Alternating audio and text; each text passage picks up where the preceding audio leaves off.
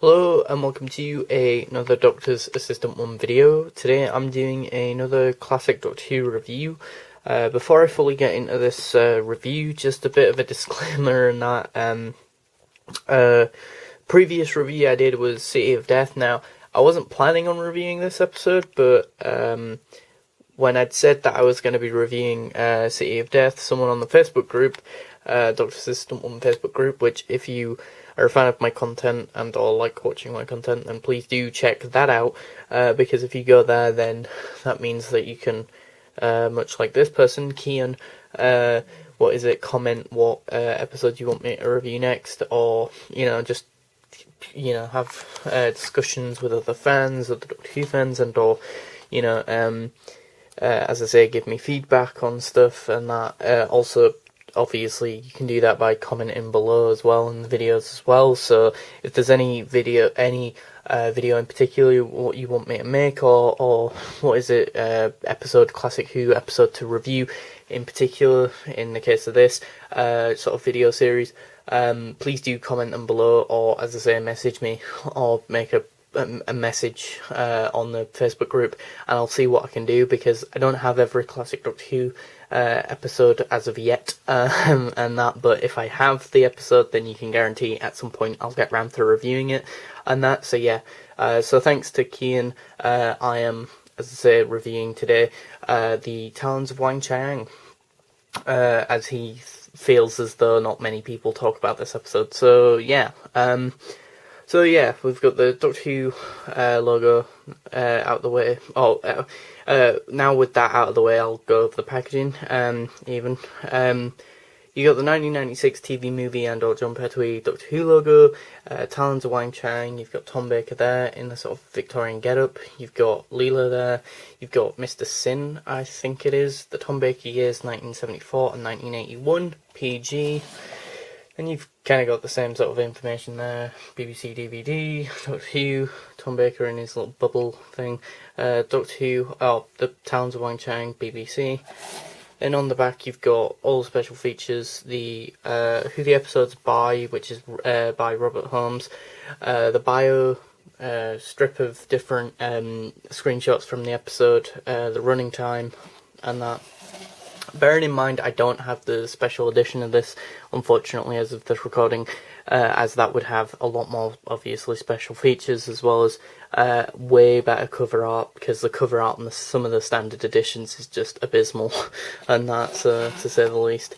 And also, I think if you get the special editions of classic series episodes, they also print the DVDs, or print, the cover onto the DVDs somewhat, whereas obviously, as you can see here, the standard edition ones are just silver discs, which is kind of boring, but I don't know, maybe it was just because they didn't think at first these would even really sell that much, which obviously they did, because, Doctor Who's incredibly popular show. But yeah, so without further ado, now I'm going to sort of try and discuss and or talk about the episode as much as I can remember it. It's kind of a long one. It's a 6-part story.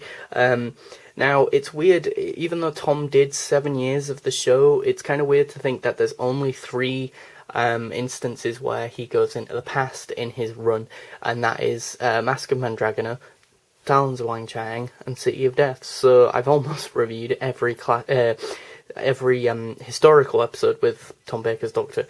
Now, also, as well, I think maybe Mask of Mandragora, I think, does have some sort of alien-y thing from what I remember of it. I've only watched that episode twice, but if my memory serves me right, then that means that every history episode in Tom's run is not a pure historical, i.e. it has an alien threat in it. So yeah, apparently this is the last episode produced by Philip Hinchcliffe, the end of season 14, and so basically the end of the golden age of Tom Baker's run, presumably, and or maybe even the 70s of Doctor Who, for some people, meaning that because of the fact that you've not got the Hammer horror, sort of darker, grittier stories. Now, in my last review, I did give City of Death a 10 out of 10. This isn't getting a 10 out of 10, and it's not for want of trying in terms of the episode. The episode is well structured. It's not paced brilliantly. I think I feel personally as though it lagged quite a bit here and there. Like, you know, there's a lot of back and forth and that. And I think that happens a lot with 6-part stories though, and that because there is so much just sort of content that it's difficult to consistently come up with new things to do without it then not being wrapped up, and that, you know, by the end anyway. Although there are some decent bits and some decent things, like the bit where Lightfoot asks the Doctor, "Don't you ever sleep?" And then he's like, "Well, sleep's for turtles," and that. It is dark, as in both in its literal sense. It's very dark to see a lot of the things, and that, and also.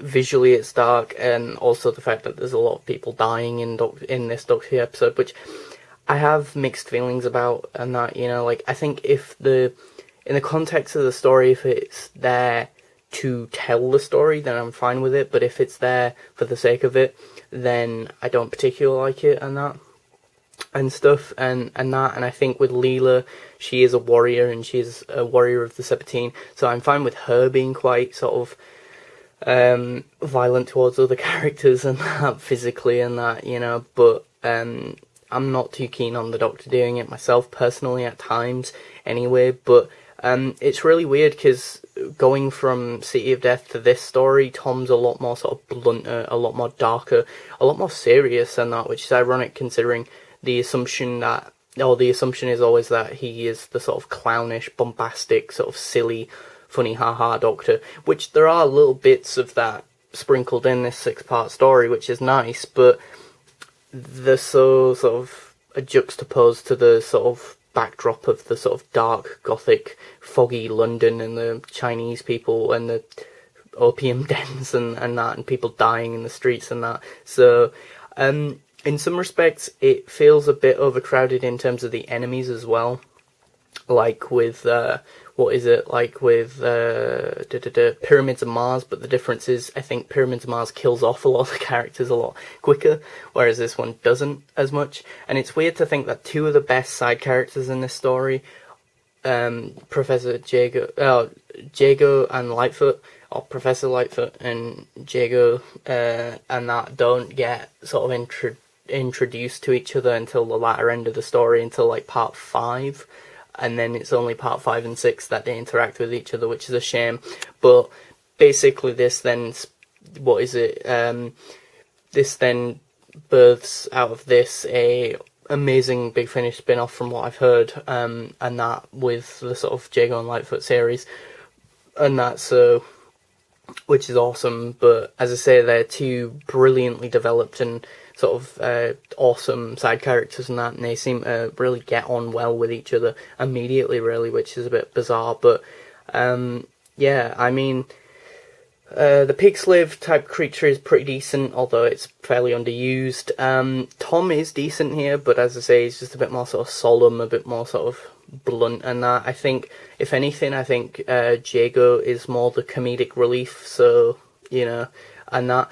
And I think the thing is, for me, on a personal level, I'm not a fan of horror films and horror sort of as a genre, and that, so for me, I'm not a massive fan of that sort of stuff, and that, although I did like it in Pyramids Mars, I think it's because, I don't know, it's just sort of, it's got Elizabeth Sladen in it, and it's got, like, just, I don't know, like, there's the mummies and the pyramids and Egypt and Mars and that, and here is not too dissimilar, actually. It's sort of the Chinese mythology, but they're in London and that, and I don't know, I think because of the fact that I'm an advocate of the new series, and I've been brought up on the new series, I think, for me, coming back to this story, I'm a bit like, oh, Victorian London again, really?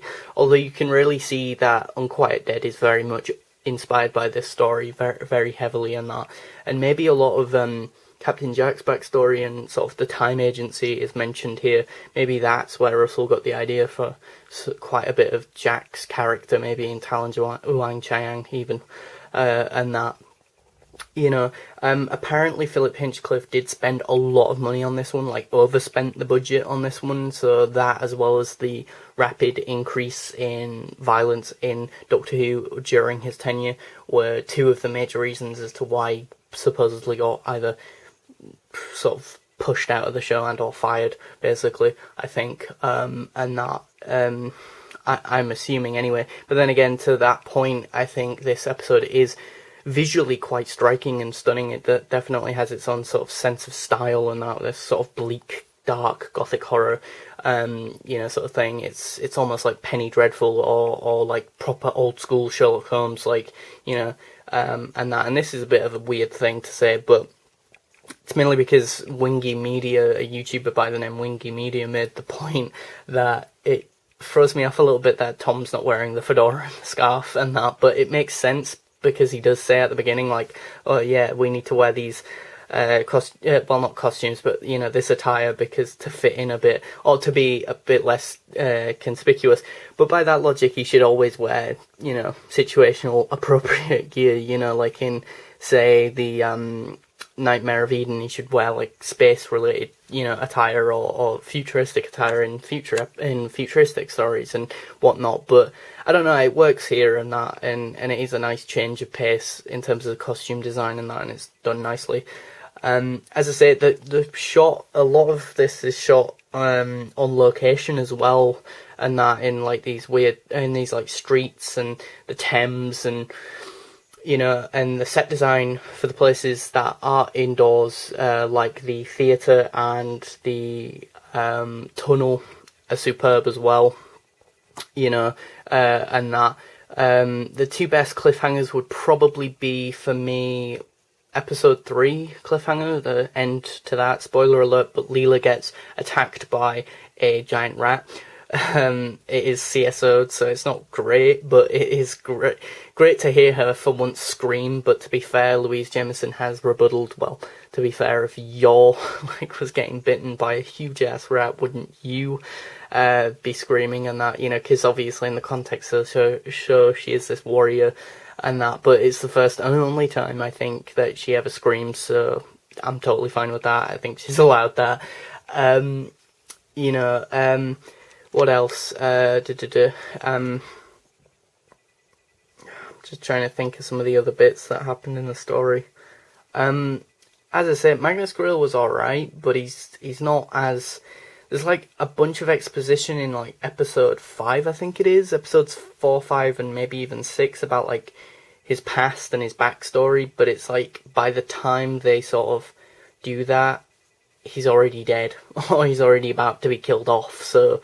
And that, and yeah, it's a bit of an odd one really there, and that, and yeah, I mean, it's very much Doctor Who does Phantom of the Opera, which wouldn't be so bad if it wasn't for the fact that I've not seen Phantom of the Opera, so I have no real point of reference, and that, and that to the actual source material, and that, but as I say, I do like this story. It is fun, it is sort of very dark. There's a really cool scene where Leela smashes through a window and that, and that, and as I say, Tom is good in this. Obviously, it's Tom Baker. What do you expect? But so he does a really good performance, and that, and it does build up nicely. It's just a bit sort of backwards and forwardsy in the middle, and that, and then it kind of falls flat a bit towards the latter end. So, but aesthetically, it is pleasing. It is sort of script-wise well done, and that the sort of Chinese guy, the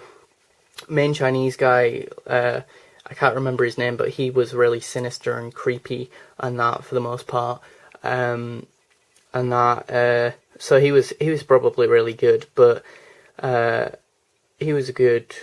It was just more Magnus Greel that. He was decent, but he didn't do as much as he could have, but I don't know. So for me, Talons of Wang Chang's probably going to get a 9 out of 10. Just falls short, really. I think it is a decent story. I think it's a good sort of send-off for Philip Hinchcliffe and that, and it is a really sort of dark story. So if you're into your sort of gothic horror-y, hammer horror-y stuff, then you'll really like this story. and that the interactions between Leela and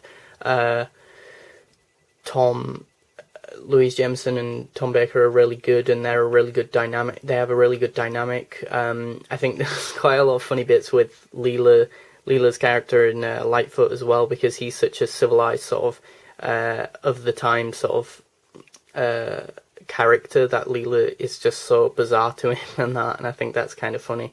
So yeah, I'd give this story a 9 out of 10. I do like it. It's just I think it's just depending on the mood that you're in. Like if you want a more darker story, then yeah, sure, this is the story for you. But if you want a bit more of a light-hearted story, then it's probably not great. But yeah, a 9 out of 10. Thanks for watching. Comment, rate, and subscribe.